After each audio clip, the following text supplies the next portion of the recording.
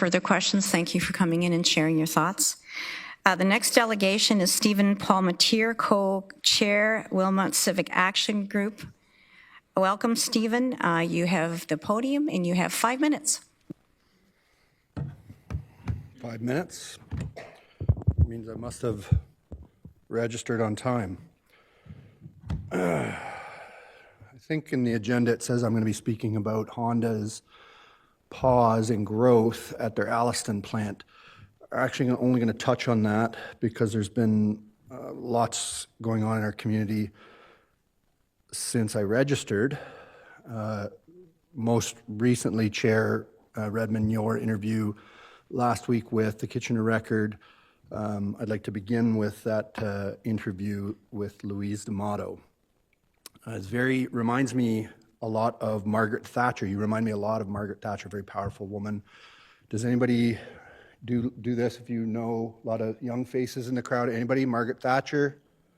Mostly over here, not so much over here. The Iron Lady, she was called the Iron Lady. Her catchphrase being, "There is no alternative." And she was called the Iron Lady because she'd stick to her policies regardless of what her constituents wanted, regardless of the impacts to her parliamentary democracy, regardless of sound reason or impact on the people she ruled over. There is no alternative is a great way to, retroactively excuse any decisions that you make because it seems as though they were inevitable. So keep that in mind, all you young people over here with Tanner. You're probably going to hear lots of reasons why the encampment, we just couldn't move fast enough. It was inevitable. There was no alternative. But you'll find that things move very, very quickly when those in power want them to move very, very quickly. Anyway, returning to the interview. Louise D'Amato, she begins, this is a major, highly controversial development. She's referring to the Wilmot Land Assembly.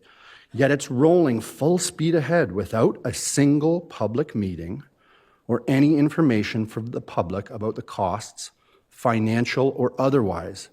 That made me raise my eyebrow. What other costs might there be besides financial costs? Our ability to grow food, the quality of our drinking water, is that a financial cost? The public's trust in our democratic institution, is that a cost? But there is no alternative, is there, Chair Redmond? You respond to Louise, we're very confident it will continue because all the due diligence we've done this far points in the direction of continuing the assembly. Due diligence. The same due diligence that was exhibited when you hired a mercenary cash cropper from Strathroy outside of our region, paid him in our tax dollars to shred standing corn a month prior to its harvest. Is that due diligence? Now, in some cases, the topsoil is simply washing away into the storm drains. Has there been any due diligence on the liability that may cause downstream in Brant County? They don't have a groundwater aquifer like we do to filter their drinking water. So they have to pay to filter out the sediment that we're washing down the drain at present. And in fact, now I think you're renting some of that land back to some farmers who are currently out in those fields, perhaps not in the rain, but at this time of year, planting those fields again. Why bother hiding behind phrases like due diligence? Why not simply tell us what Margaret Thatcher knew 50 years ago? There is no alternative. Louise D'Amato continues and she asks why the public doesn't know how much public money has been spent on this project, and then she continued by asking, when would they know? You replied, Chair Redmond, how would that change the conversation? Stephen, you have 1 minute remaining. I don't know that having a price tag at this juncture would make any difference. I think that's ridiculous on its face, Chair Redmond.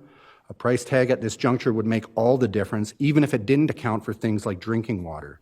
But I'll return to water perhaps in a moment, although I've got very little time left. Let's continue with your interview. There are so many things changing in our community, you said. We're growing, and we've got new investment and new markets and new supply chain. I got very, very confused at this. New investment? In the same interview, you said we lost $10 billion in investment over the past 5 years because we lacked a large industrial site. Well, first of all, we don't lack a large industrial site. We have the east side lands. In fact, they're closer to the Grand River, the existing highways like the 401, the Breslau Airport, the existing railways. We've got new investment, and yet we've lost $10 billion? What new markets are you referring to? What new supply chains? You continue. I know the European Union is looking at new trading partnerships Stephen, with us, would you she like said. to sum up? You're out of time. Let's sum up by quoting Mike Farwell, someone whom I've disagreed with publicly on this, and yet he continues in the record today. That's not the way a transparent organization operates. Any questions? I don't see any questions, Stephen. Thank you. So, colleagues,